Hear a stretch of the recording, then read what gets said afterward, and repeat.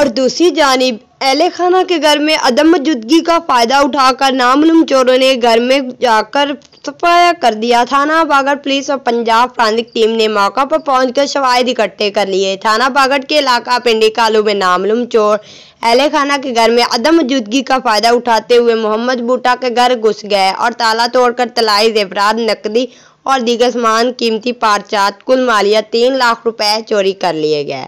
تھانہ باگڑ پولیس نے سید بھٹا کی مدعیت میں نامعلوم ملزمان کے خلاف مقدمہ درج کر کے کارروائی کا آغاز کر دیا ہے۔ سید محمد بھٹا نے میڈیا سے گفتگو کرتے ہوئے کہا، ہر لمحہ ہر خبر شان سے